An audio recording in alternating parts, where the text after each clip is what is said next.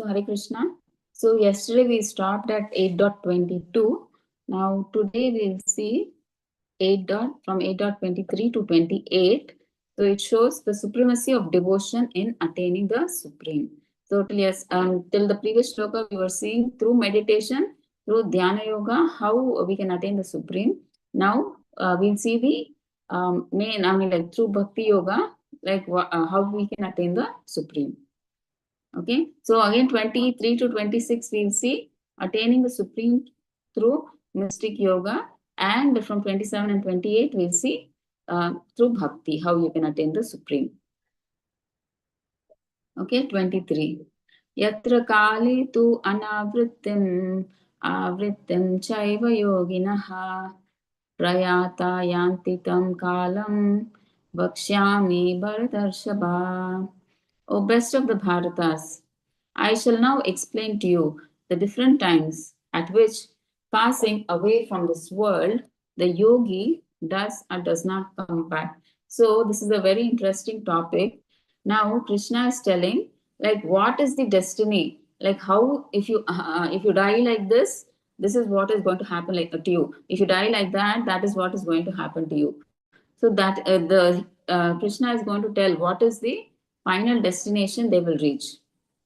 Okay, the yogi or who the impersonal the dhyana yogi or a bhakta. So how at the end of death, how what is the outcome for a dhyana yogi impersonalist? How will it be? How will it be for a bhakta?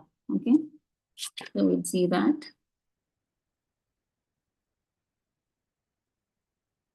So here, particularly Krishna is talking about the unalloyed devotees of the Supreme Lord, okay, who are totally surrendered to the Lord. So actually, these people, they do not worry about how they leave their body. Okay, so they leave everything, especially pure devotees or devotees. They are not worried that how they are going to die. For them, they're least bothered about that.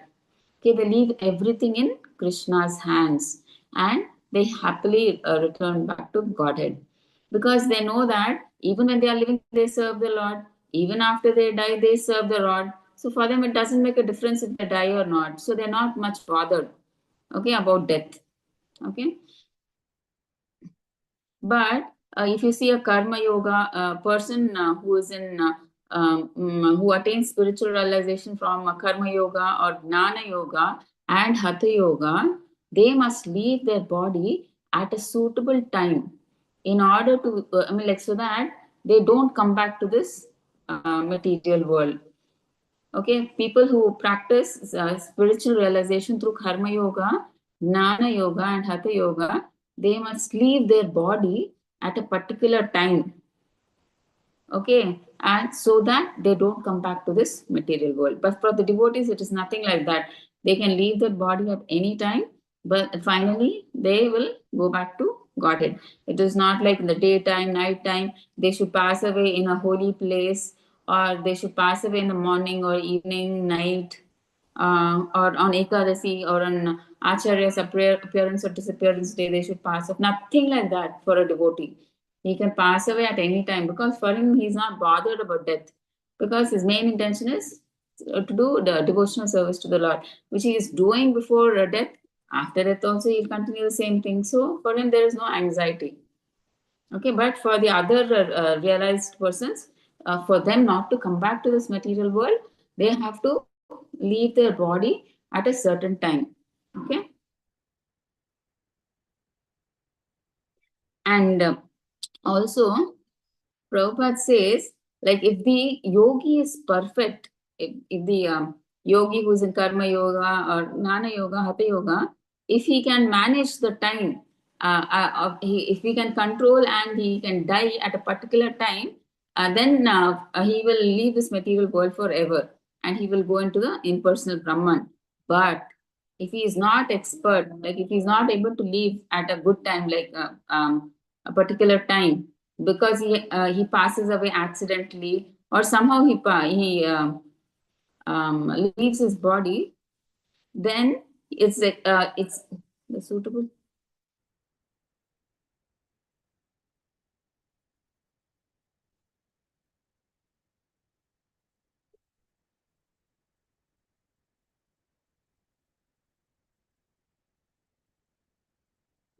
So he'll have to die if he's not expert, then he may die at a normal time, right? So for such people also, in the next shlokas, we'll see what is their destination. Okay, if they cannot die at a particular time, so then what will happen to such yogis? Okay, so now let's see text 24.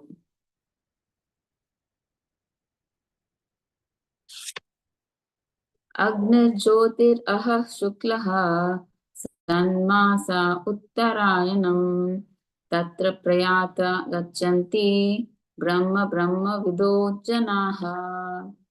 So, those who know the Supreme Brahman attain the Supreme by passing away from the world during the influence of the fiery god in the light at an auspicious moment of the day during the fortnight of the waxing moon or during the 6 months when the sun travels the north.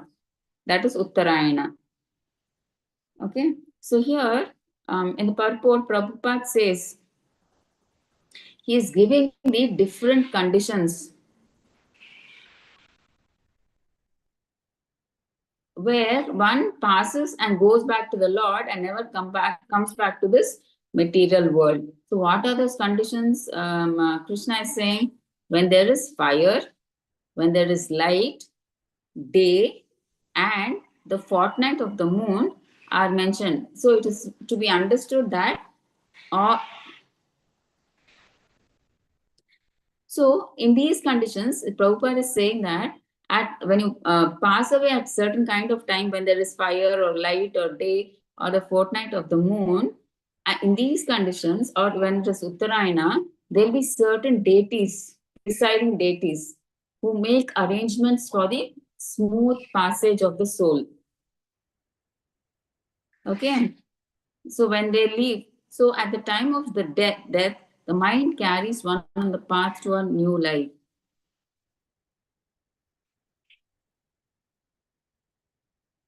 And Prabhupada says in the purport that if one leaves the body at the time designated above, either accidentally or by arrangement. See, if, Krishna has given us some favorable conditions where if we leave our body accidentally or by arrangement, by our own will, it is possible for him to attain the impersonal Brahma Jyoti. Okay, whether accidentally or with knowledge only you're leaving your body, it is possible for such a yogi to attain impersonal Brahman or the Brahma Jyoti. So, and also Prabhupada says, mystics who are advanced in yoga practice can arrange the time and place to leave the body. Who are advanced yogis, right? They have the capacity to control all their senses. I mean, like the chakras are there, right? They can see when it comes to the head, and then it has to finally go and merge into the impersonal soul, right? I mean, sorry, impersonal Brahman. So that time they will wait for the correct time. If they are not neophyte yogis, if they're advanced yogis, they can do that. Okay, but others who have no control, so for instance, they are neophyte devotees or the normal persons like who, if by accidentally, if they leave at an auspicious moment, then they will not return to the cycle of birth and death. Okay.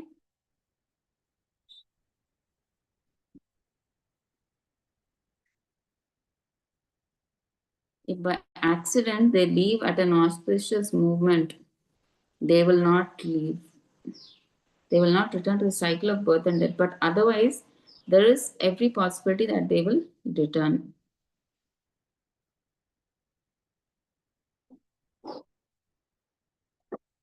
Okay, so here that Prabhupada is telling, see those who have who are advanced yogis, they can manage their time of leaving by maintaining their time and place. Okay, but others have no control. If by accident they leave at an auspicious moment, then they will not return. If by accidentally they leave their body, then they will not return to this material world. Otherwise, if some other reason other than by accident, there is every possibility that they will have to return to this material world again. But what is Prabhupada saying? For a pure devotee, Okay, who is practicing Krishna consciousness, there is no fear of returning.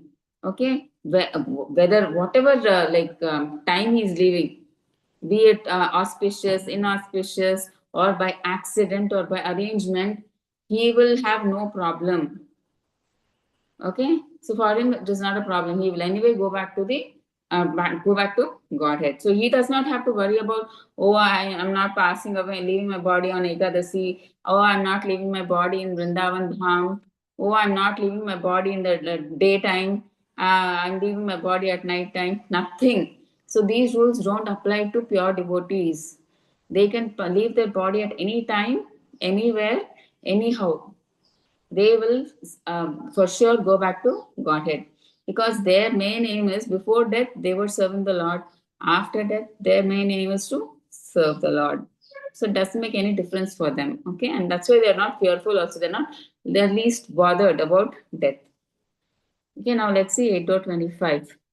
So now we saw how if in a good time we leave the body, we go back to God. I mean, like the Dhyana yogi or a Hatha yogi, they will go to the impersonal Brahman, and the devotees, they will surely go back to Godhead. Now, what are the reverse conditions through which they will have to come back to the earthly planet? We saw the positive conditions. Now in 8.25, we'll see the negative conditions. Dhomo ratris tatha krishnaha sanmasa dakshinayanam tatra chandramasam jyotir yogi prapya nivartate. So translation, the mystic who passes away from this world during the smoke, the night, the fortnight of the waning moon, or the 6 months when the sun passes to the south, reaches the moon planet but comes back. So here they are telling the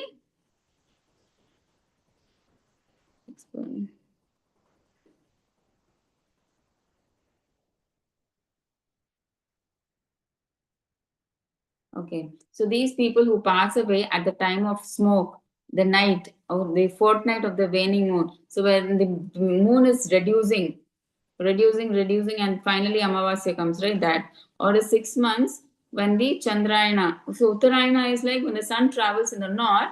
Then Dakshinayana is like when the sun goes to the south. So actually Uttarayana is generally from Jan to July, I believe. Anybody who passes within that time is considered during the Uttarayana. I think even Bhishma Pitamaha, he passed during the Uttarayana. Okay, and Uttarayana is from generally Jan to July, I think, yeah, July, and again from August to before Jan, the month of Jan is Dakshinayana. They say so Jan to July. If you leave your body in the time of Uttarayana, it's good. Okay, rather than in Dakshinayana. Okay, so what happens is sometimes after death, these when they pass away in the night or in these conditions, what happens?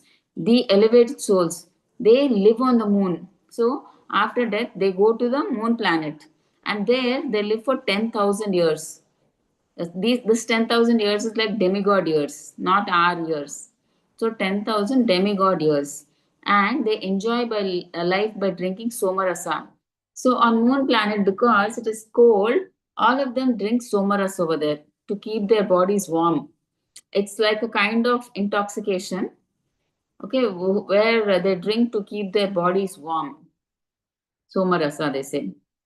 They then after that 10,000 demigod years are over, then when their pious credit gets expired, I mean not pious credit, that 10,000 years of time is over, they come back to the earthly planet. So we can understand here Prabhupada says that on the moon planet, there are high class of living beings which we cannot see with our eyes. That's why, when the scientists or all these people who go to the moon, they don't see anybody. They say the moon is empty. So it is not like, see, our body is made up of earth. Moon, we don't know like what quantity is more. Maybe we're not able to see them. Just because we can't see them, we can't tell that there's nobody on the moon planet. Right, that's what Prabhupada is saying. Moon is actually a heavenly planet. See, in this world itself, if we want to go from here to America, there are so many rules and regulations. You need a passport, you need a visa, you have to go for stamping. Oh, that's a big process. They reject it again, you have to follow up and everything. So much in this material world itself, if it is so much, so many rules and regulations are there. If you want to go from here to a heavenly planet, is it so easy for us to go there? Prabhupada says, no, it is not possible in this body. It is written like this is not a process, taking a spaceship and going, no, you can't. That is not the process.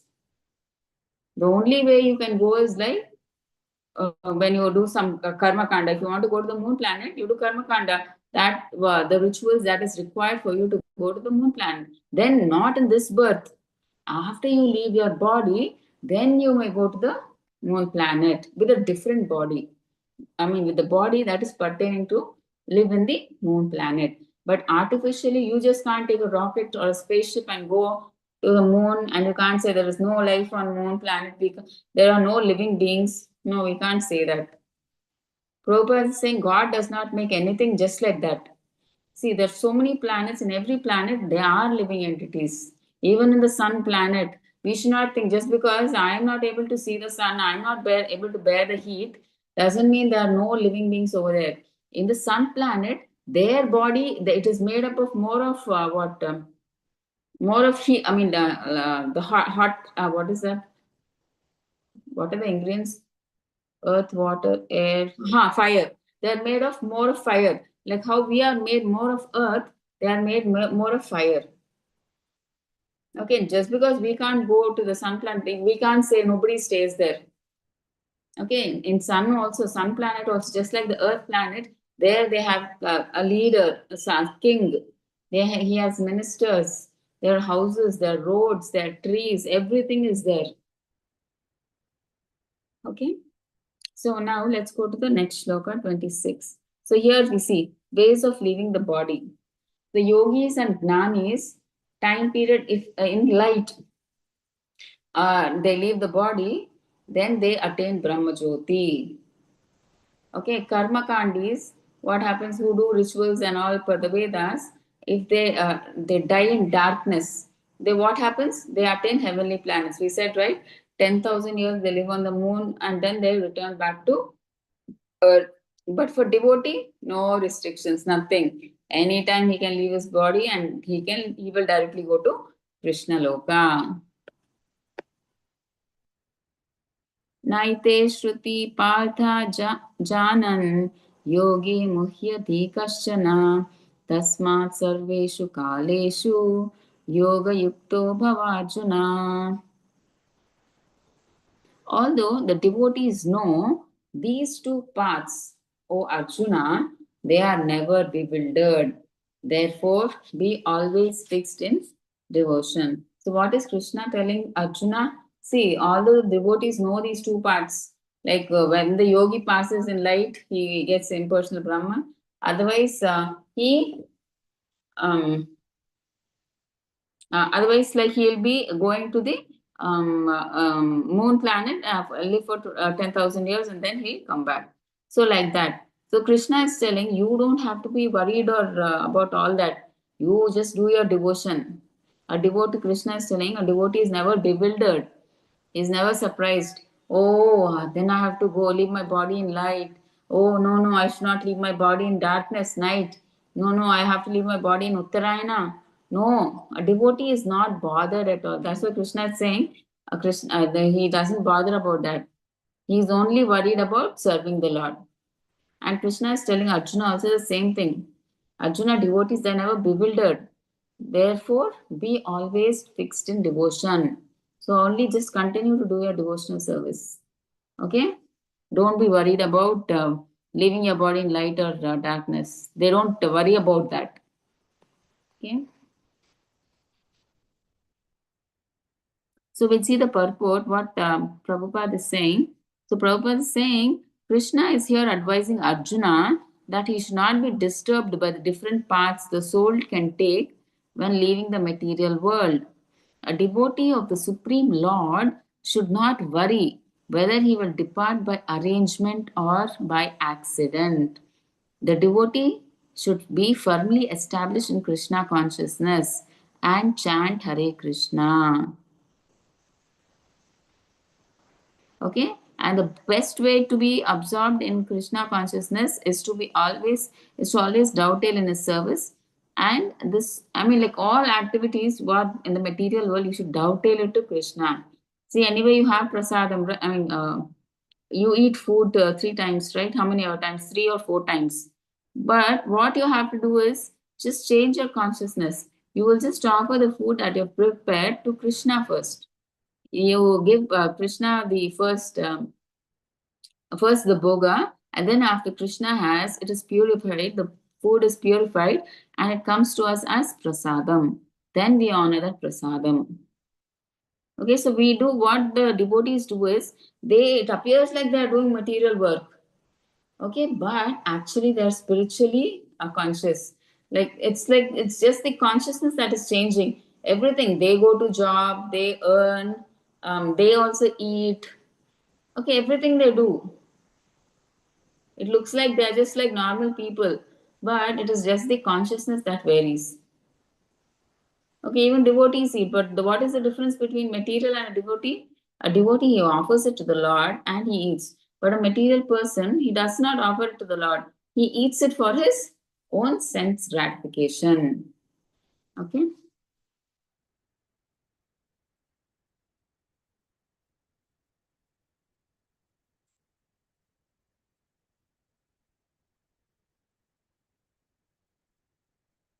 Okay, so finally Prabhupada says, a devotee is not disturbed by these descriptions, whether he has to go away in light or in darkness. He is not bothered. Okay, he knows that he will definitely go to the Supreme Personality of Godhead by doing devotional service. He just has to focus, serve the Lord, satisfy the Lord. That is more than enough. Krishna will take care and he will surely go back. Okay, now 28. Vedeshu yagneshu tapaschaiva daneshu yat punyaphalam pradishtam atyetitam sarvam idam viditva yogi param sthanam upaiti chadyam. A person who accepts the path of devotional service is not bereft of the results derived from studying the Vedas, performing austere sacrifices, giving charity, or pursuing philosophical and fruitive activities. At the end, he reaches the supreme abode. So, what is Krishna saying? See, many people they think that, oh, if you do only devotional service is enough. No, I want to study the Vedas. I want to do some austere sacrifices. I want to give donation. I want to give charity. Okay, and I want to do some fruitative activities. They think we have to all do all these separately. But a person who is serving the Lord, he is automatically doing all of these. He need not separately do all this. If he is just performing devotional service, he is at the same time, it is like he is studying the Vedas. He is performing austere sacrifices. He is giving charity or he's pursuing philosophical and fruitive activities. Okay, so and at the end, he reaches Krishna. That is what they are saying here. So you don't have to separately do charity or yajna or something like that, or reading the Vedas, some separately. Nothing is required. You just perform devotional service. It is understood that you have done all these. Take it for granted. It is like if you water the root of the tree, what happens? All the branches are nourished, the leaves are nourished, the fruits are nourished, the everything is nourished, right? A whole part of the tree is nourished like that. And if we give food to the body, the whole parts of the body are nourished. Okay, like that. So like that, if you just do devotional service, then all like it's like you studied the Vedas, you performed austere sacrifices, giving charity, pursuing philosophical and fruitive activities. Okay, so that is what Krishna is saying.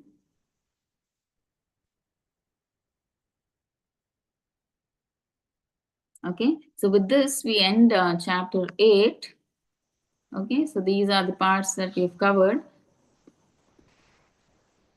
Okay, so now let's go to the 9th chapter.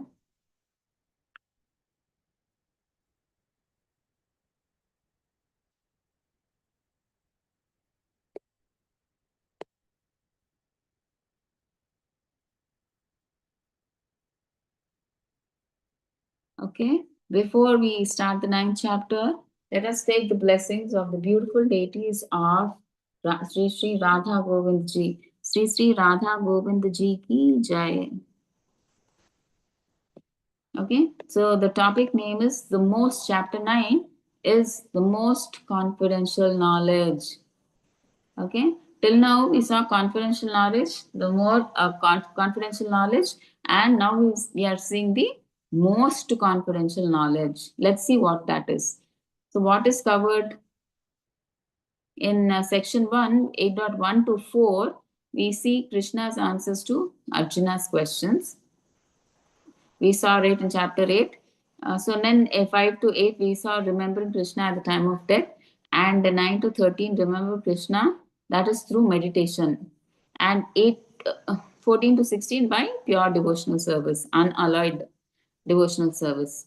And then 17 to 22 we saw the comparison of the material and the spiritual worlds. And now in today's class, we saw 23 to 28, how the supremacy of devotion in attaining the supreme. It's not like if you do devotional service, there is no need to worry what time you'll leave the body. If you are on other parts of yogic realization, then you have to worry that I have to leave at this particular time. Okay, I have to, then if I don't pass in that particular time, then I have to come back to this painful material world. Okay, now let's see the synopsis of chapter 9. Okay, so in chapter 8, we saw in the end, Krishna has explained that an Ananya or pure devotee, unalloyed devotee, surpasses the path of light and darkness. So he is not worried about, he is beyond that stage of light and darkness. He does not have to leave his body like that. He's beyond that. He can leave his body at any time. That is what he explains. Now, Krishna will explain how to become such a devotee. In chapter 9, how will you become a pure devotee? So, Krishna will give us that knowledge in chapter 9. So, that's why it is called the most confidential knowledge. See, all of us one day have to become pure devotees, not Yoga Mishra devotees, I mean, like mixed devotees with the karma kandi, some desires, we approach Krishna. No, we should be nishkama. Okay, we should have no desire, but only to satisfy or serve Krishna. So, how can we become a pure devotee? So, that knowledge Krishna will give. Okay, and the supremacy of bhakti we saw in chapter 8. When you see the purport, Prabhupada always compares. I mean, like dhyana yoga, he says is very difficult to practice. He says that bhakti yoga is very easy, just you have to chant. So he always compares. So he always tells the supremacy of bhakti. So chapter 8 concludes that bhakti, we saw that bhakti is the best form of yoga. And chapter 9 supplies the specific knowledge required for performing the most confidential yoga. So now Krishna will tell in chapter 9, he'll give us the knowledge how you can become that pure unalloyed devotee. Okay. So chapter 7 and 9 are identical. Okay. Why? There also we are getting knowledge of the absolute. Chapter 7 is what? Knowledge of the absolute. And 9 is also what? The most confidential knowledge. So chapter 7 and 9 are identical. I mean, almost identical. But what is chapter 8? Chapter 8 tells that how we can attain the supreme. Okay, it shows the conversation between Krishna and Arjuna, clearing up some important points before continuing on. So now in chapter 9, it is the most confidential knowledge. We'll see what are the main topics. Okay, so hearing about Krishna. So 1 to 3. So the special quality that a devotee must have to progress in Krishna consciousness is first hearing about Krishna. Okay, next from 4 to 10, Aishwarya Gnana. It talks about the energies of the Lord, the material and the spiritual. We already actually discussed in the previous classes what are Krishna's energies. Okay, so Krishna's Achintya Beda relationship with the material world. This also we discussed how Krishna, he is like, though he does not belong to this material world, still he belongs to the material world. How? So actually Krishna is staying with his devotee and enjoying pastimes in Goloka Vrindavana. How is he still here? Though physically he is not there, through his energies, through his purushas, through Mahamaya. And in the spiritual world, how is he? Through what energy? Through Yoga Maya. So that we'll see again. That is what they're saying. Relationship with the material world. So Aishwarya Gnana is, they'll be talking about Krishna's energies, material energy and spiritual energies. So Achintya Beda Abeda. So it is like, though he is in Goloka, still is here in the material world. So that is Achintya Beda, we'll see, okay? And 11 to 15, non-worshippers versus worshippers. Okay? Now 16 to 25, we'll see Krishna is the supreme object of worship. Okay? And then 26 to 34, we'll see the glories of directly worshipping Krishna. Okay? So first 9.1 to 3, it stresses on you have to hear about Krishna. Okay? So when you hear, see, generally, if you want to know about a person who is totally new to you, you first want to know about him, right? You want to hear, like, what is this kind? You go here, you go to someone on the road, you ask, okay, this person stays here. Do you know anything about him? So you want to inquire before you want to talk to him or you want to know him. So you inquire, you want to hear about him. So without hearing, how will you know what kind of a person he is? Okay, so we all are saying worship Krishna as a supreme personality of Godhead. So we all may think, why? Why should I worship Krishna? So if you hear about Krishna, if you get the knowledge of Krishna, then you will understand how great Krishna is, and then you will feel like surrendering to him. Okay, worshipping him. So you will no longer think that he's an ordinary person, material person, though he looks like us when he comes to this material world, but he is always Satchidananda.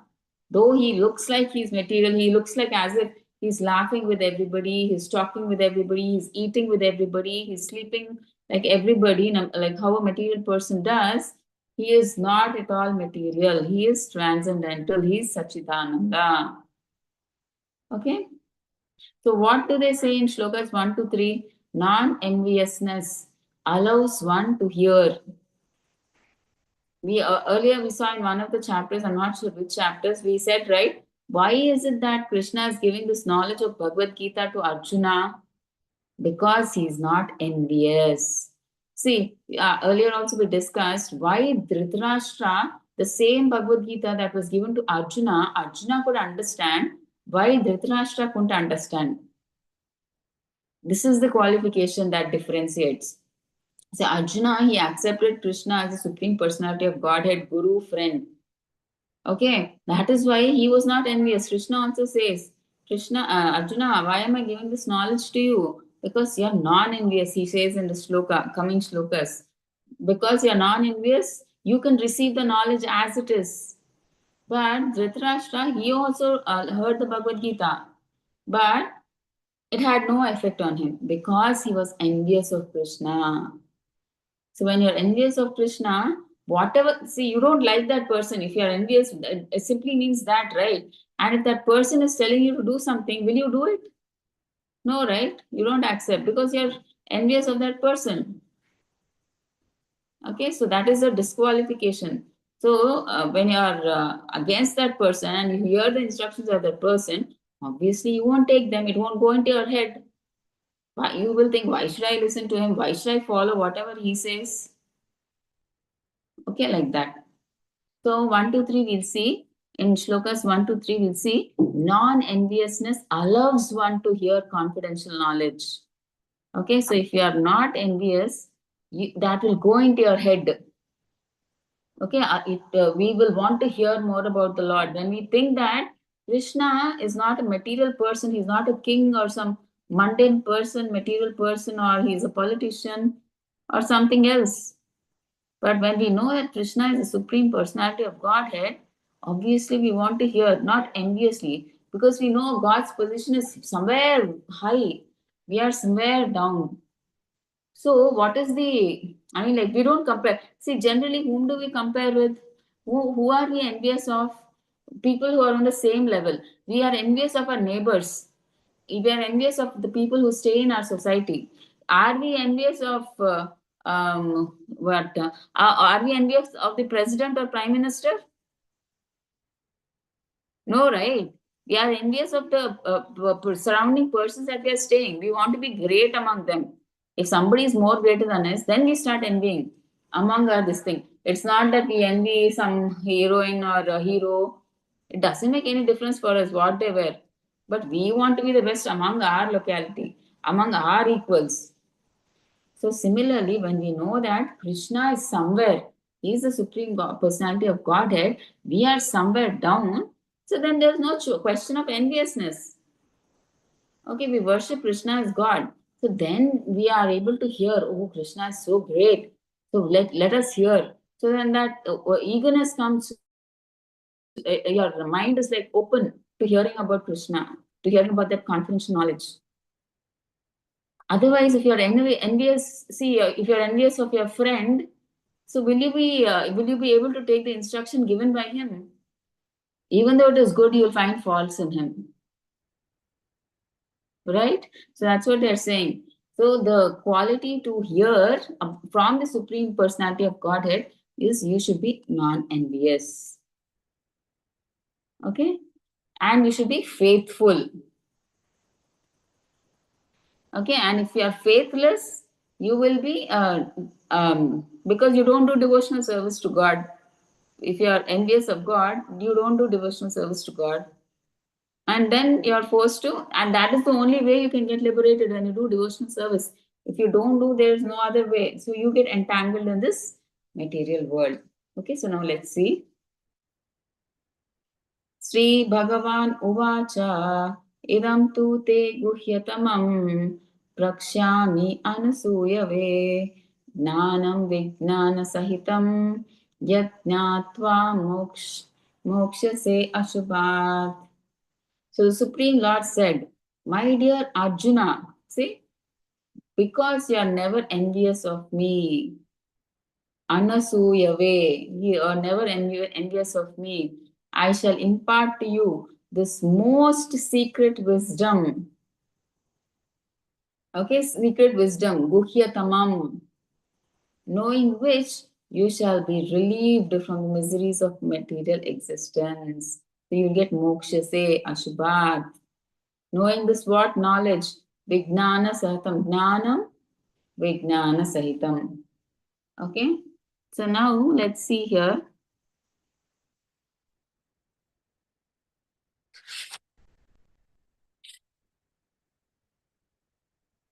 Okay. So here, Lord Krishna imparts most confidential knowledge and realization to Arjuna. So now, why Bhagavad Gita? See, we'll see which is confidential, which part is confidential, which is more confidential, which is most confidential. So first, confidential is chapter 2 and 3. So in that initial chapters, chapter 2 is what summary of contents and everything, right? So where Krishna tells Arjuna about the soul. Till that time, Arjuna was thinking that he is his body, and if he kills the relative body of the relatives, he will get sin. So, because he wanted Arjuna to come out of that, he explains the concept of soul. Okay, because Arjuna was so compassionate about the bodies of the relatives. So he tells the body is different, the soul is different. So he explains the whole concept of soul and body, saying that the soul is different. The body will anyway perish. It will always have a start and an end date. But the super soul is eternal. We don't know since when. From a long, long, long time, it is eternal. It will remain in the future. It will remain now. It was in the past. Okay, so nobody can destroy the soul. So that concept is confidential knowledge. Now, what is more confidential? So chapter 7 and 8.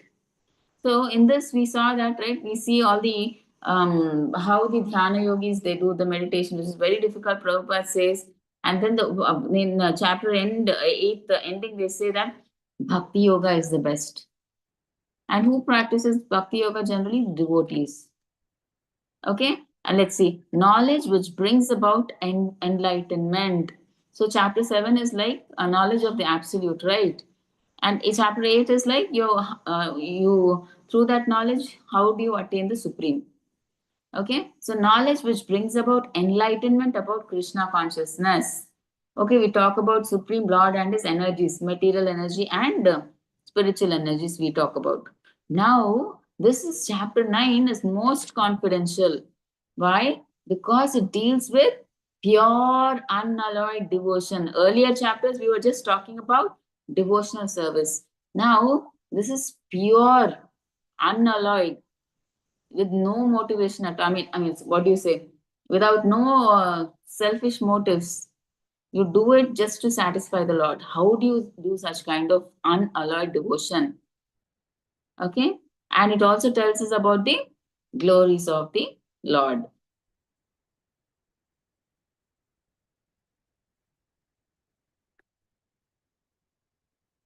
Okay. So again, in the purport, Prabhupada explains that this is the most confidential knowledge and it is called Raja Vidya Raja Guhyam.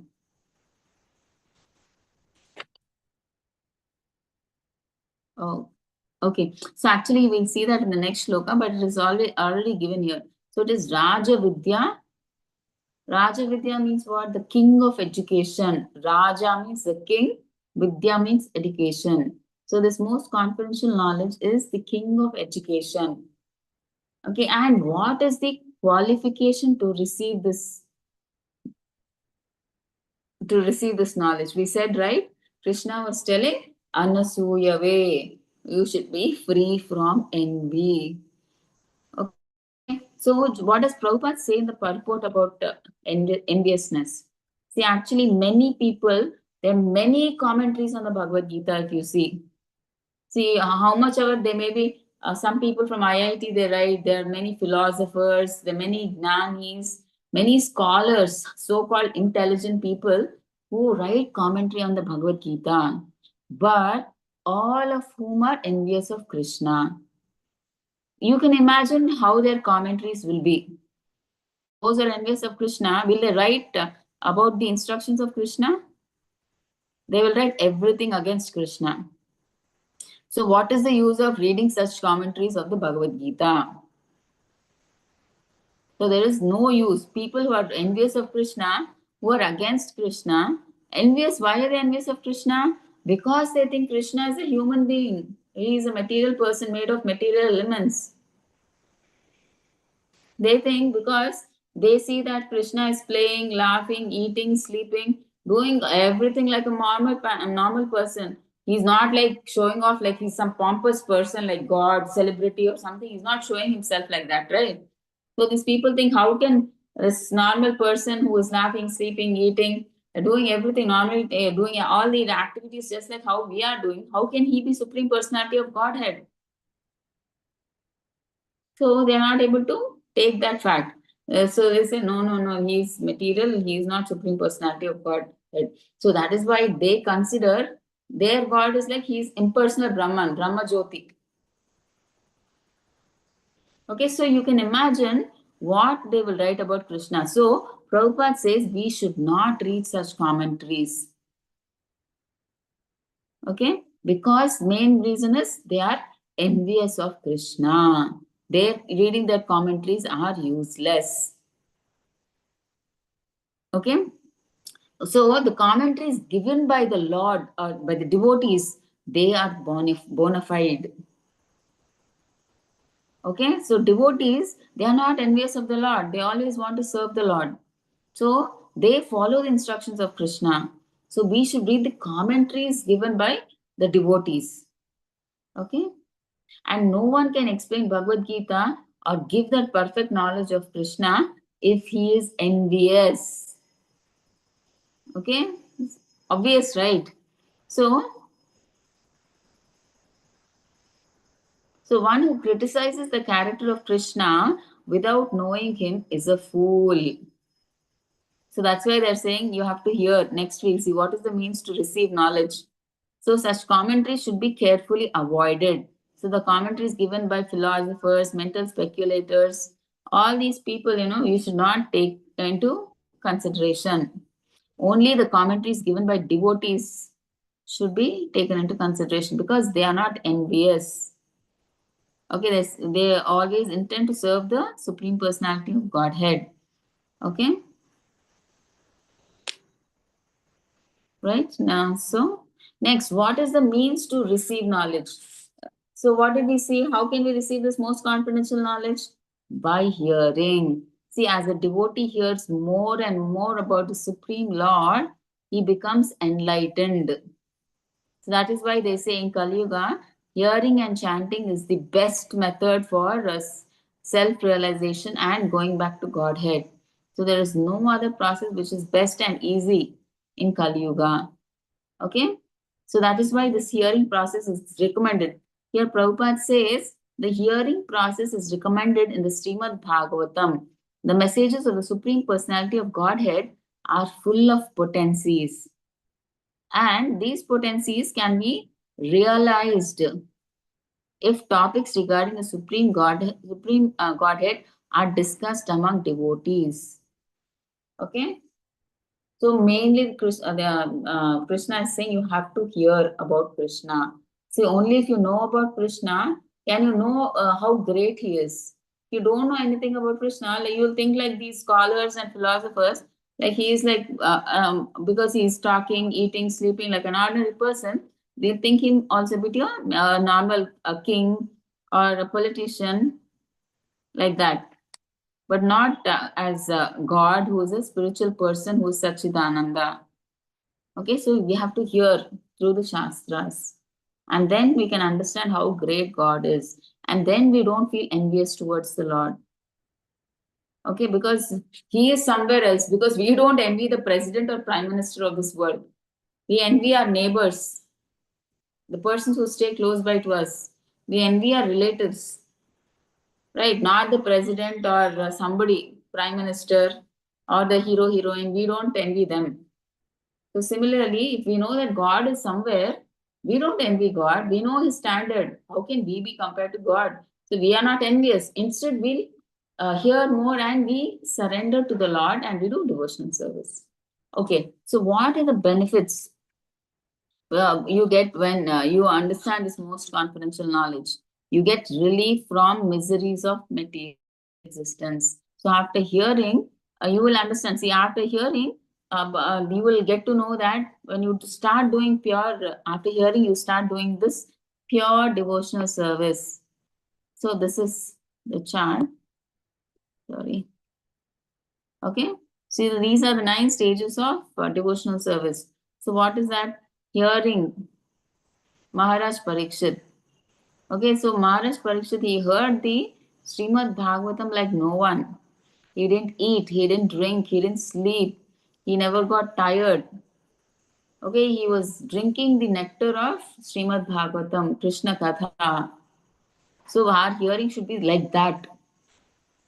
Focused it should be. Okay, not as if some time pass you hear through one ear and leave it through the other ear like that. Should be like Parikshit Maharaj, focused. He was so interested that he forgot about eating, sleeping, everything he forgot. And in fact, he was asking questions also in that situation. Why, please tell me about this pastime, why this did not happen, why like that? All questions he was asking. In fact, he was relishing Srimad Bhagavatam in that stage too. It was just 1 week and he's about to die. We can imagine like generally people like us have so much anxiety if we are going to die. Even if somebody is telling us the Srimad Bhagavatam, our mind will be wandering there only. Oh, I just have 4 days, I have just 3 days. Like that, you'll be wondering. But Parikshit Maharaj was not like that. He was immersed in hearing. Okay, next chanting or glorifying is Shukadev Goswami. He was preaching, right? He is the highest embodiment because he comes in that Guru Parampara. So he is the right person to tell about Srimad Bhagavatam. Okay, next, remembering Prahlad Maharaj. We knew always he never was fearful. He never showed fear in his face. He was always peaceful, calmful, chanting the names of the Lord, remembering the Lord always. Okay, Lakshmi Devi, we know, serving the Lord's lotus feet. Maharaj Prithu is deity worship. And Akrura is like praying, Vandanam. And Dasyam is Hanuman, becoming servant. Sakyam is friendship, Arjuna. And Atma Nivedana is complete surrender, that is Maharaj Bali. So these are the 9 processes of devotional service. Okay, so we should do these. Any one also we get perfected, it is enough for us to go back to Godhead. Okay. Next, Rajavidya Rajaguhyam Pavitram Idam Uttamam Pratyakshaavagamam Dharmyam Susukam Kartum Avyayam. This knowledge is the king of education. Okay, this is Raja Vidya. Raja Vidya means it's the king of education. Raja Guhyam. So it is the most secret of all secrets. Pavitram idam uttamam. Pavitra means it's the purest knowledge. And Pratyakshaavagamam. Pratyaksha. And it gives direct perception of the self by realization. Next, Dharmyam. It is the perfection of religion. Susukam. So it is joyfully performed. Kartum, what? Avyayam. Avyayam means it is everlasting. Okay, now let's see in detail each of this now. First, what is Krishna saying? The knowledge is the king of education, Raja Vidya. Okay, so Raja Vidya means it is the king of all knowledge. The confidential knowledge that Krishna is giving is like it is Raja Vidya. He's saying it is the king of all knowledge. It's the best of knowledge. Why? Because it is the essence of all the Vedas and philosophies that are explained before. So it is the essence, the whatever the most confidential information that Krishna will give to Arjuna is the essence of all the Vedas and all the philosophies. Okay, so Krishna is going to tell that. That's why it's the king of all knowledge, Raja Vidya. And why is it Raja Guhyam? So it is the most confidential knowledge. Why? Because it talks about the spiritual activities of the soul.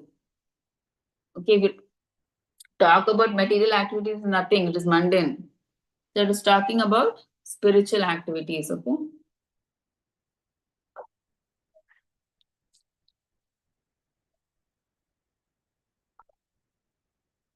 That's why it's the most confidential knowledge.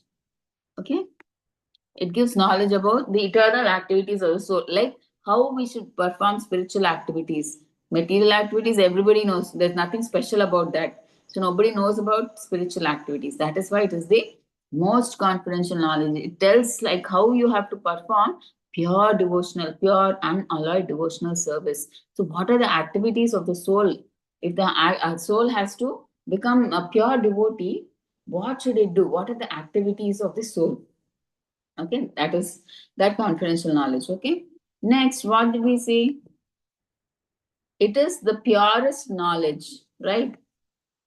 Next, what did we say? Pavitram idam uttamam. So uttamam means what? The highest. So uttamam means it is like transcendental, it is beyond the material realm. So it is transcendental. What is beyond material? It is spiritual. So it is transcendental, it is pavitram, and it is idam uttamam, purest form of all activities. So here, what generally we do all these sinful actions. Okay, so generally a sinful reaction, it has 4 stages. Like see how growth of a tree. Now first you put a seed. Immediately you don't get a tree with fruits and flowers, right?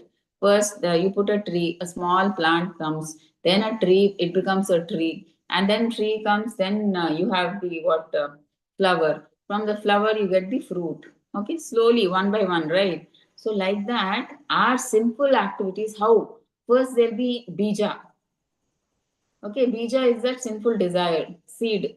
When you, I mean, like next, what happens when the seed fructifies? papam. See, generally sinful, we have the desire to perform sin, that is in the stage of seed. Then that fructifies, it becomes papam, that we feel like doing it, we do it as action. So when you perform a sinful action, what you'll get, the result you'll get, right? Aprarabdha. So unmanifest reactions. So it is not that if you do sin now, immediately you'll get the reaction. You can't see the reaction now. You don't know when you'll get. Okay. So now next is kutam. Okay, sinful disposition. Okay, next again, because of this kutam, again you feel like doing sinful desires. So this cycle keeps continuing. So action, reaction, again, kutam means again that your mind is again set to, I mean, like when you don't have, what do you say? Even though you don't have those sinful desires, because already some sinful desires are like they are in their seed stage. See, now you may be very pure. You may be thinking, see, now I'm good. Why is it that I am getting all these bad things? Why do we generally ask, right? Why do bad things happen to good people? So we may be wondering about this, like, I'm so good, I'm doing Krishna consciousness. Why are so many bad things happening to me? See, it is because of the sinful act that you have done previously, in maybe before you started your devotional service or in your previous births. Those sinful these things are fructifying now. Maybe initially they were in the seed stage. Now they have come to plant stage. Okay, slowly, slowly, each stage they will come out. Like how a tree, right? First plant comes, then tree comes, then one by one flowers, then fruit, like that. So it's not that if you do sin now, immediately you will get the reaction. Maybe you'll get it in the next janma or the next janma. When, depending, we don't know that. It all depends on karma. Okay. So sometimes it is prarabdha, sometimes it is aprarabdha. Sometimes we may get it immediately. It may be visible before us. Sometimes we don't know when. So when you get the prarabdha karma, that is the time you get the suffering. Okay, that the result of that sin, maybe you slapped someone in your previous janma. And when they're right at maybe in this janma, you are being slapped by someone else. That is suffering, right? You get the prarabdha. Like that. Okay. So that is what Krishna is saying. So when you do this devotional service, you become pavitram idam uttamam. So all these different stages of sinful reactions, whether they are in the seed stage or plant stage, tree stage, or fruit stage, flower stage, all these simple reactions will go off if you just perform devotional service. Okay, that is what Krishna is saying. It is pavitram. If you know this knowledge of performing devotional service, the most confidential knowledge, what will happen? You will become pavitram idam uttamam. So you will be cleared of all your sins, whatever stage they may be in. You will become purified. Okay, so that is what they're saying here. Next, what they're saying, after pavitram, they're saying it gives direct perception of the self by realization. See, how to get direct see, pratyaksha direct perception of the self by realization. So how do you get this? How do you realize that? This confidential knowledge will really help. How? By practicing devotional service in the association of advanced devotees. Okay, so how do you realize that? Okay, when you associate with devotees, unless you associate with devotees, you can't get the realization that you are soul and they are the body. Because everybody in this material world, they are in the concept of body. When you ask them, they laugh at us. What is the soul and everything? They laugh. So we need people who are similar to us so that we can understand spirituality properly. Okay, so that we can understand that we are soul. Okay, how we can get that? When you associate with like-minded devotees. Okay, so by practicing of devotional service in the association of advanced devotees. So one example of direct perception is like when you chant the Hare Krishna Mahamantra with offense. So when you chant the Hare Krishna Mahamantra without any offense, you get a lot of happiness, transcendental pleasure. And what happens when you chant? You get purified also quickly. Okay, and it helps. Prabhupada says 99% of our spiritual progress is dependent on chanting. The more, the better. You chant without offenses, you get purified soon. And you progress spiritually also very fast. Okay, so what is the qualification for that? Advancement is irrespective of previous education or qualification. See, to advance, to be a devotee, okay, to progress spiritually, like you don't have to be educated. See, advancement, to make spiritual advancement is irrespective of previous education or qualification. So you don't need any education. It is not necessary. Oh, if you have done an IIT or a PhD or something, then only you can do bhakti, then only you will understand bhakti. No. So here, Prabhupada gives an example of Narada Muni. So Narada Muni, in his previous birth, he was like a maid servant son. He was like totally a maid servant and they hardly had food to eat. Where is the question of he going to school and getting education? He was a son of a Shudrani. Okay, so no scope of him studying. But because his mother, she worked for the sages during the 4 months of Chaturmas. Even Narada Muni, he used to, as a 5-year-old boy, he used to help the sages by cleaning the vessels, and he would take the permission from the sages, and he would take the remnants of their prasadam, and he used to listen to their speeches, the yagnas he used to attend, everything he used to listen. So by associating with them, he got a taste for devotional service. And then what happened? Gradually, next Janma he became Narada Muni. But he had no education, right? Just by associating with the sages, in the next birth, he got a chance to become Narada Muni. So that's what they're saying, qualification. So you, to advance in bhakti, it is not that you need so much of education. Just by associating with devotees, you can progress spiritually. Okay, so education, there's no bar, nothing is required spiritually.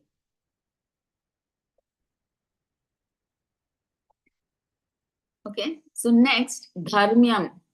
So it's the perfection of religion.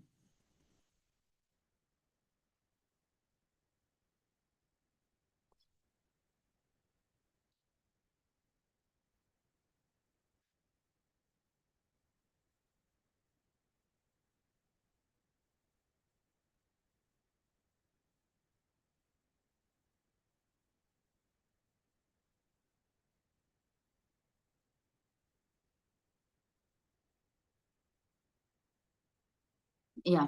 So it's a perfection of religion. So for best dharma is doing spiritual activities, doing devotional service. That is chanting of the Hare Krishna Maha Mantra. Okay. So that is the perfection of religion. Perfection of religion is not following up whatever we are doing materially. So the perfection of religion or dharma is to serve the Lord. So that is the perfection of religion. How can that be done? By chanting of the Hare Krishna Maha Mantra. Next, what are they saying? It is sukham, means it is blissful. See, when we chant, see everything in devotional service. If you go to a temple, you honor prasadam. So, who can reject prasadam? Everybody would be interested in prasadam, right? And who doesn't want kirtan? We always want to hear some song. So, the kirtan for the ears. Okay, so we want to see the Lord, see the beautiful form of the Lord. We enjoy the beautiful form of the Lord, right? In the association of devotees, everything becomes blissful. And it is not that, I mean, like, simply by sitting, we can learn. See, we can, just by sitting at home, we can know about Krishna.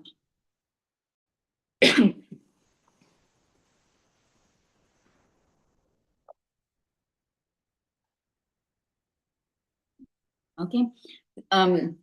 It's not that you have to go somewhere else. I mean, if you go to the temple, it is good, no problem. But See, you can sit from here and there's so many videos you can know about Krishna online. So it's not at all difficult. And listening. You're so happy listening about Krishna. Okay, and this devotional service is not at all. I mean, like you say, it's anybody can do it. It's not that devotional service has to be done only by rich people. Even the poorest of a poor, poverty-stricken person can do it. So what does Krishna say? You have to offer me what? Patram pushpam phalam toyam. So you offer him just water, tulsi, a flower or a fruit. He will take it without any doubt, because he does not see the kind of offering that we are doing. He sees how we are offering with love and devotion. Okay, so that is why this Krishna conscious process is like so blissful. There are no hard and fast rules or anything like that. Okay, so this devotional process, Prabhupada says, is very nice and it can be executed in a happy mood. Okay, and this is avyayam, eternally everlasting. Okay, why? See, even this devotional service, even before they die, they do devotional service. Even after they die, they do devotional service. So it is avyayam. So it is eternally everlasting. Like how the Mayavadis, what impersonalists, what do they say? After they merge into the impersonal Brahman, there is nothing. They become one with God. So they lose their existence, independent existence, and they think that they merge into a Brahma Jyoti and they become God. But no, what Prabhupada is saying, it's avyayam. So we do devotional service before we leave the body, and after we leave the body, we get liberated. Then also we continue the service. So it is avyayam. It is everlasting. Okay, so this is the second shloka, right? So now let's go to the third one. अश्रद्धधाना पुरुषा धर्मस्य परन्तपा अप्राप्य मां निवर्तन्ते मृत्यु samsaravatman. Those who are not faithful on the path of devotional service cannot attain me, O conqueror of foes, but return to birth and death.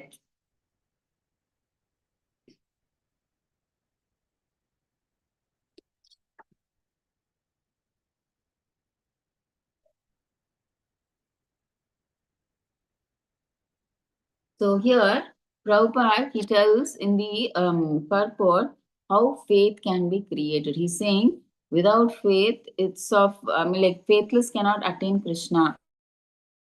They come back to this material world. Okay, but how can this faith be attained? Okay, when we come in the association of devotees. Okay.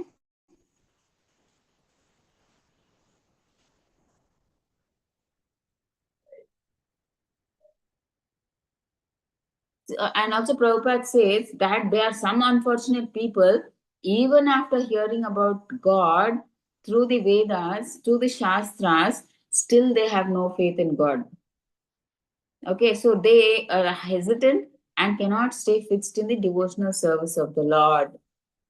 Okay, they don't have faith, even though they listen everything from the scriptures, but still they don't have that faith. So because of which they cannot progress in devotional service. They cannot, I mean, like they are not fixed. Okay, so that's why Krishna is saying that faith is an important factor for progress in Krishna consciousness. Okay, so now see the first one in orange, it is said. See how can that faith be developed by Krishna consciousness? First is simply by serving Krishna, one can achieve all perfection.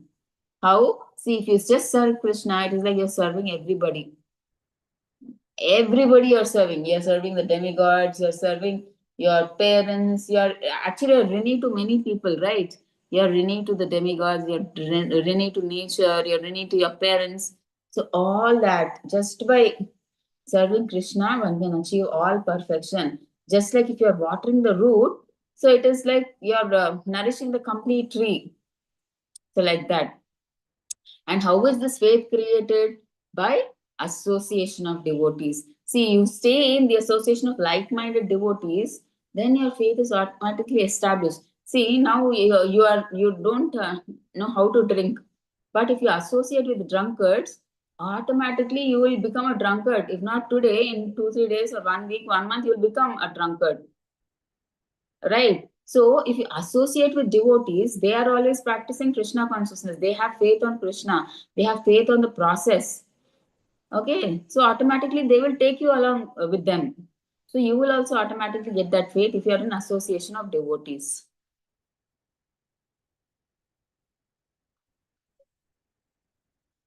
Okay.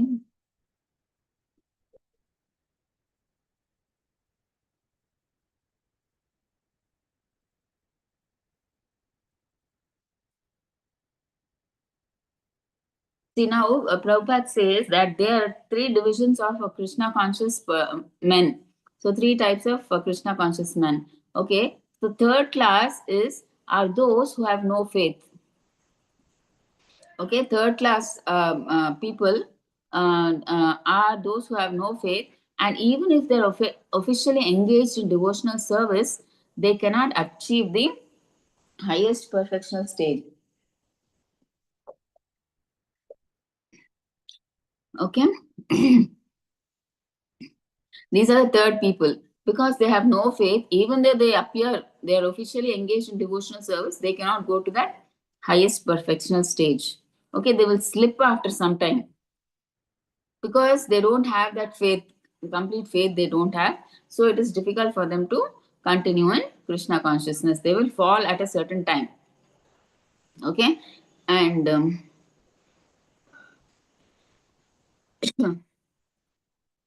and how about a first class devotee? How will he have? So he will have firm faith and he will practice. He is like he has strong faith. So he has um, and he is well versed in all the literatures. Okay. See, the as far as the development of faith is concerned, one who is well versed in the literatures of devotional service and has attained the stage of firm faith is called a first class person in Krishna consciousness. So he has firm faith. You cannot shake him. Whatever you tell him, he will say, Krishna is the supreme personality of Godhead. He will not waver. He has that much strong faith. We cannot pull him down. Okay, and now second class are people who are not advanced in understanding this devotional scriptures but who have firm faith in Krishna bhakti. So the second class of people, see, they have faith that Krishna is the supreme personality of Godhead. But if someone asks to prove how why is Krishna supreme personality of Godhead, they cannot quote from the shastras, but they understand that Krishna, okay, they have that faith. Krishna is supreme personality of Godhead. But they are not in a position to quote from the Shastras like Prabhupada, for every 2 3 lines, Prabhupada quotes a shloka, right? So they cannot say where from the Shastras it is said like this, like this. But they have faith. The first category is they have no faith, they have no knowledge, nothing. They will surely fall down. Second is they have faith, but they have no knowledge. I mean, no knowledge in the sense they can't quote. And the first class devotee is like he can quote from the scriptures and he has faith. Okay, so now they are saying no good faith is third class devotee. Here in green they are showing, and knowledge of scriptures easily fall down though engaged in devotional service. He cannot achieve the perfectional stage coming to Krishna consciousness with hidden motives. Okay, this is third class. Now, this is second class, second level, firm faith, they're telling. Okay, firm faith, red you see, firm faith, but not advanced in devotional scriptures, simply trying to follow by association and simplicity. Okay, now first level is the highest. So firm faith and well versed in devotional scriptures, and there is no chance of fall down. Okay, so this is the final thing. So now you understood, right? How faith is there in three different levels of persons. So the main thing is you have to associate with the, at least we should try to be on that second level. If not, at least on the first level. We should have that firm faith. If not, we are not able to quote from the Shastras, it is okay. But still, at least you should have that faith so and be in the association of devotees, so that at least we can do our practice our devotional service. Okay, so now let's go to the next section. So 9.4 to 10. So Krishna, this we have discussed. I think we can go a bit fast because we have seen how Krishna, through in the how actually he's present in the spiritual world in Goloka Vrindavana. He's always present, eternally present. But how he is present here in this material world and the spiritual world is through his material energies and spiritual energies. See, Krishna pervades, creates, and annihilates the entire cosmos through his material energy. So that is the Purusha avatars. They do the creation, maintenance, and the destruction. Okay. So although Krishna is the supreme director, the material world nevertheless moves independently.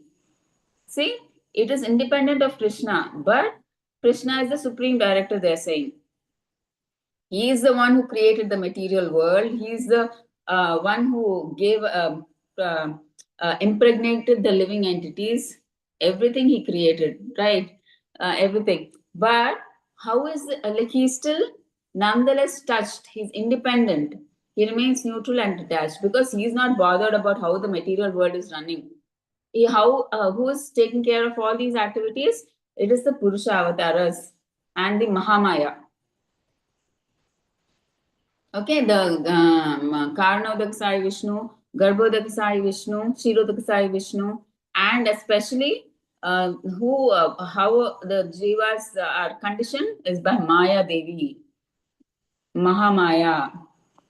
Okay, so next 9.4 we see.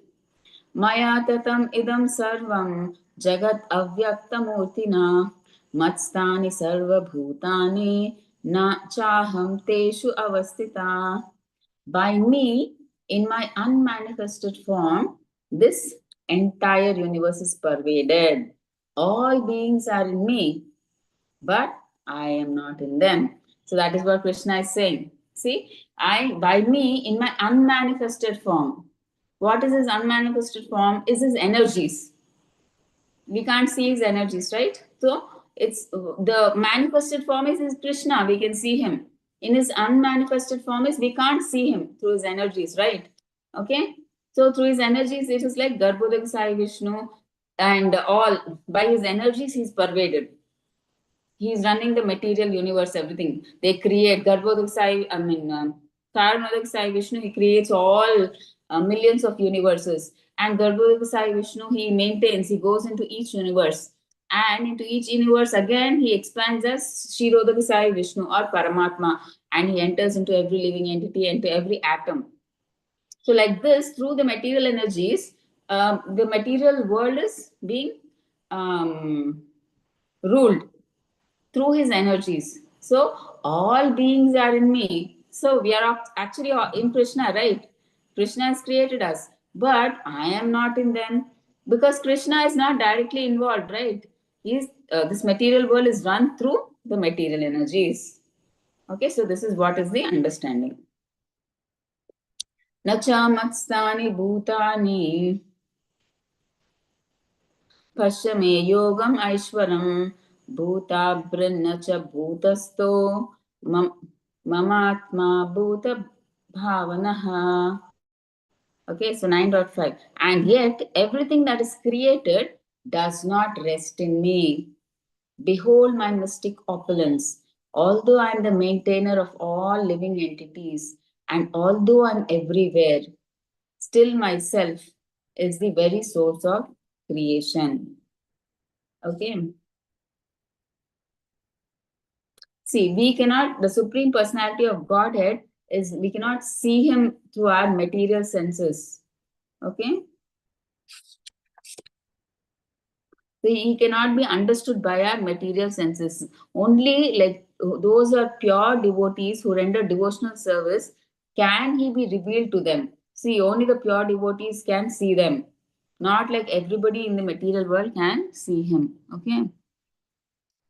So thus for people in general, he is not visible. Okay, to common people like us, he is not visible.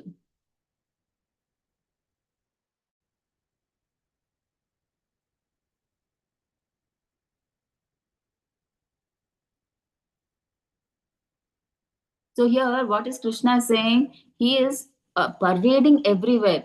See, although he is all pervading, everywhere present, he is not conceivable by the material senses. Okay, so though he is present through his energies everywhere, he is present, but still we cannot see with our material senses. Okay. But actually, what is Krishna saying? Although we cannot see him, everything is resting on him. So, Krishna, he is the maintainer, he is the cause of all causes, he is the controller, he is the creator, he is the destroyer, everything, right?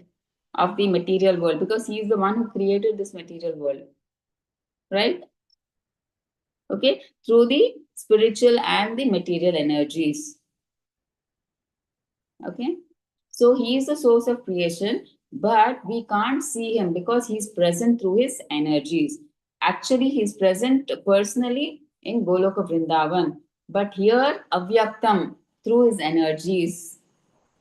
Okay, like that. That is what Krishna is trying to say here.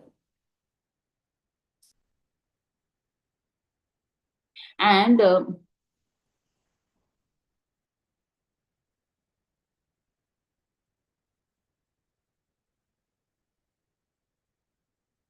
here Krishna is saying that the Lord says that everything is resting on him.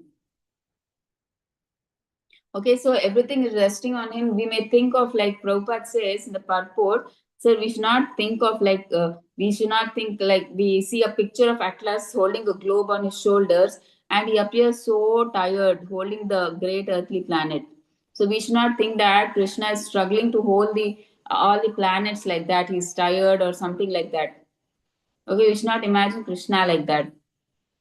Okay, so he says that although everything is resting on him, he is aloof.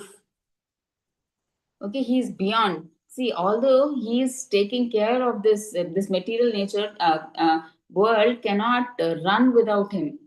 See, it is dependent on him. But still, Krishna is aloof because he is always in Goloka Vrindavana and he functions here through the energies. Like how the Prime Minister, he may be in some other place, but through his ministers from different places, he gets the information what is going on, like that. So Krishna is never directly involved with this material world. Through his energies, he governs and he gets to know like what is happening. Okay.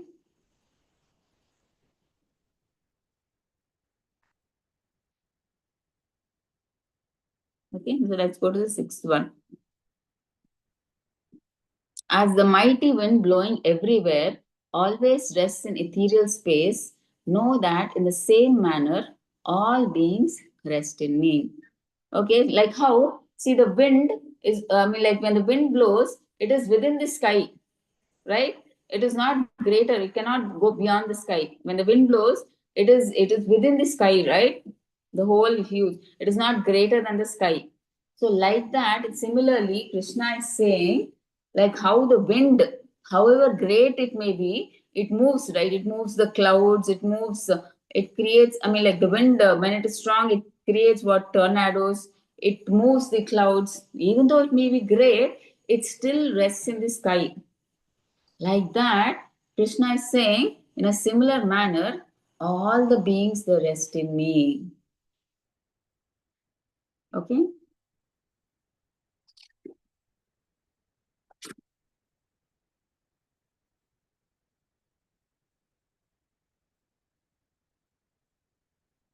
So this is what Krishna is trying to say. So, like Prabhupada is saying in the end, so from the Vedic literature, we can find evidence that this material manifestation, which appears to us to be wonderful and great. Okay, so like how the wind, it may appear to be great. Okay, but it is still under the control of the sky. Correct, right? So wind can go on, not go beyond the sky somewhere, even though it is so great. It does many great activities. Like that, for us, it may appear that this wonderful and this material manifestation is so wonderful and great, but it is still under the complete control of the Supreme Personality of Godhead. So that is what they are saying. Like how the wind, however great it may be, however it may control the clouds. To get rain, it pushes the clouds.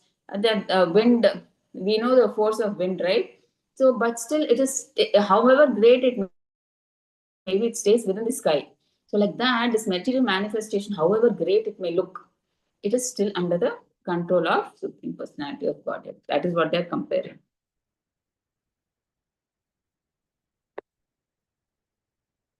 Okay, the same thing is given here. Okay, so inconceivable mystic potencies, opulences of the Lord. How? How he is aloof. Examples of inconceivable opulences we saw.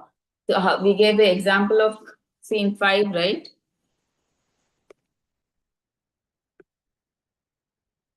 Yeah, because he is the maintainer. Through his energies, he maintains. So that is what he is aloof. So he is like, he stays in the spiritual world, but he is aloof. How? Because he is never involved directly with the material world. Okay, he never takes part in all the material things that is happening. It is done through his energies. Okay, so that is what they're saying, aloof. And then Avyayam, eternally lasting. So his planet, Goloka Vrindavan, is not like the material planet, it is Avyayam. It is eternal, it is everlasting. Okay. So everything that is created does not rest in me. So what does that mean? It implies although everything rests in him, still he is aloof and not directly concerned with the maintenance. Okay, he does maintenance, we saw, right? He creates, maintains, and destroys, but he doesn't do it directly. He does it through his energies. We see how when Pralaya comes, everything goes into Mahavishnu again.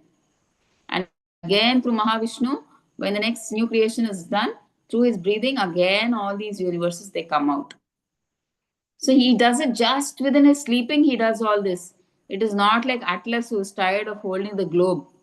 Vishnu, Garbhodakasa, no, Mahavishnu, he does it, that to the expansion of Krishna, he does it so easily. He is actually closing his eyes and he's breathing out just one breath, and all the universes are created. There is nothing difficult for him. Just like that, in his sleep, it is happening. No effort at all. So it is not like Atlas who is like holding the globe and he's looking bent and he's looking very tired. Nothing like that. For Krishna, it is very easy. Okay, so that is what they're saying here. So 9.7.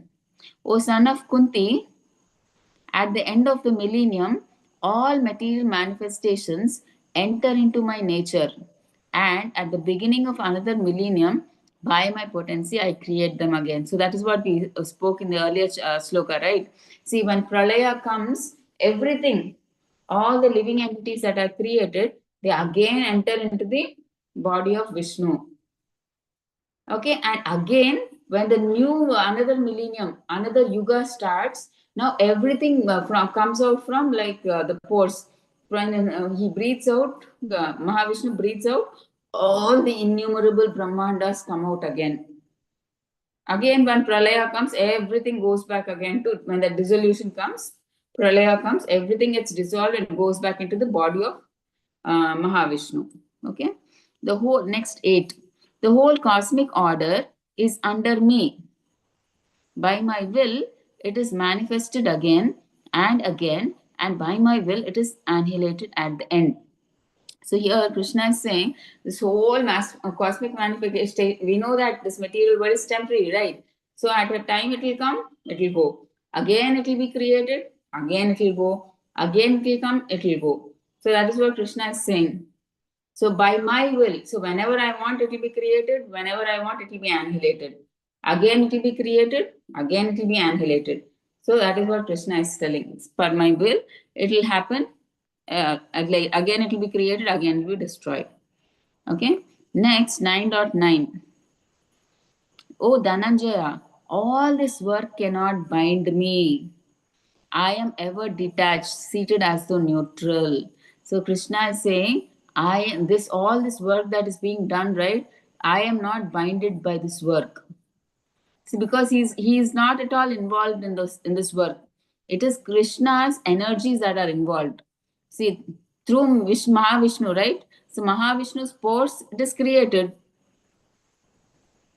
Okay, so indirectly, uh, indirectly Krishna, but directly through Mahavishnu. So we should understand that under the vigilance of Krishna, Mahavishnu is doing. He is the one of the Purusha avatars who is handling the material world, the creation. So through him come all the universes. So that is what Krishna is saying. See, all this world cannot bind me. I am not at all involved in all this. And this world cannot bind me because I am happy in my eternal spiritual world, Golak planet, enjoying pastimes with my devotees. So all this is taken care of by my material energies, that is all the three Vishnus. So Krishna is saying, I'm ever detached, seated as though neutral. See, like for example, if there is a judge, if a person has done some crime, he killed a person, and the judge gives him punishment of hanging, getting hanged. So, if does the judge get sad because he's being hanged? He's doing his duty because he killed some person. He gave the same punishment to that person. He is doing justice. He is not detached. Like, okay, and for instance, if somebody else gets a property, he wins the property. It doesn't mean he's not happy as if he's going to get that property. He is neutral. He is just as a judge. He is trying to protect the good and punish the bad. So nothing is affecting him. If somebody gets some money or profit or property, he is not happy. And if somebody is being punished, he is not sad. Like that, Krishna also is not bothered. He is not at all attached to this material world. He is least bothered. He is happy in Krishna in Goloka Vrindavan, enjoying pastimes with his devotees. But here, everything indirectly and but directly by the three Purusha avatars, the material world is being controlled. So Krishna is saying, I am just neutral. Okay, I am not responsible for all this. I am just detached. Okay. So here, the text 8, Lord Krishna's relationship with creation and destruction. Okay, so the material world is the inferior energy of the Supreme Personality of Godhead. Okay. Discussion on Lord Krishna's relationship with creation and destruction. Okay, how Krishna's creation refutes the modern concept of evolution. So, what do the modern concept of evolution? They say that modern concept is there is gradual evolution of species from one to another, beginning from creation. So they say that modern concept, they says one by one, the creation has come. Okay, so Krishna's creation, all species of life are created immediately along with the universe at the beginning of creation and not one after the another. So they are saying it is the modern concept is saying that one after another, slowly it is created, starting from creation. But no, how is Krishna's creation? All happened at one time. Side by side, everything happened. See, when along with the universe at the beginning of the creation, everything simultaneously, the jivas, everybody are present. Okay, all species of life are created immediately along with the universe at the beginning of creation and not one after another based on desire and past deeds of living entities. Okay, so they are simultaneously, they are created along with the universe. It is like as if they were sleeping. Okay, during the Pralaya period, they are sleeping. And again, when creation happens, it is like they are getting up in the morning and they're continuing from where they stopped. Okay, so it is happening. At the same time, world is created, people are created, and morning happens. It's like, what do we do? See, night we sleep. Immediately morning, again, we continue from where we left off previous day, right? Like that. So one yuga is over, pralaya is over, next yuga starts, It is like they continue from where they left off. Okay, so it is simultaneous. It is not that first creation comes, then one by one living entity comes, like that. No. So everything happens simultaneously. The material universe is created, jivas are there. Simultaneously, depending on their karma, they start doing their work. They get a different type of body based on their previous consciousness, and their karma, they start their work. Okay. So now, how the material world is maintained if Krishna as Parameshwara is aloof? So how Krishna supreme will is always present. See, no direct involvement of the Lord. He himself does not create or destroy. So we saw that, right? The three Purusha avatars, the Vishnu Murtis do that. And what is the basis of creation? Creation takes place to accommodate inclination or the desires of the various living entities. So, why is this material world created? It is created for jivas like us who are actually envious of Krishna, and we wanted to separately enjoy from, do our sense gratification separate from Krishna. So, that is why this material world creation happened. Okay. So, now 10th shloka. So this is the last shloka for the day. Okay. Mayadhyakshena prakriti tuyate sacharacharam hetunanena kaunteya jagad viparivartate. This material nature is working under my direction. So he is the supreme director. It is working under his direction, but he is not directly involved. Like how a prime minister, he does not directly get involved. If anything happens, he asks the ministers, what is the progress? What is happening? Like that, Krishna is the director. He asks Mahavishnu what is happening, how and okay. And it is producing all moving and unmoving beings. By its rule, this manifestation is created and annihilated again and again. So the same thing the Krishna is saying. See, it is producing this material world is made of what? Moving and unmoving. Okay, moving is like the living entities. What is unmoving? The trees, the seas, the mountains. So all these. So it is this material world is made of jada, dull matter, and living entities.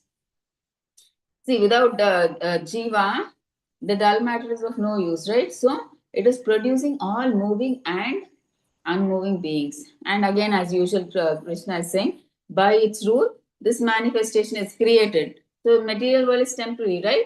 So it is created, and again, after a certain period of time, it is annihilated. Then again, after a certain of time, again next yuga starts. Its creation again starts. Again, it is annihilated. So that is what Krishna is saying. So this whole this thing, a few shlokas that we talk, is it tells us that Krishna is not directly involved with the material world. He is more in the spiritual, in his eternal abode, Goloka Vrindavan, enjoying his pastimes, but he gets the work of the material work done through his energies. But he is the supreme director. Through them, he gets to know what is happening, but he is not directly involved. Okay, so that is the main thing they are telling, that Krishna works through his spiritual and material energies. Okay, so tomorrow we'll see from 9.11 onwards. For today, we'll close. And please let me know if you have any doubts.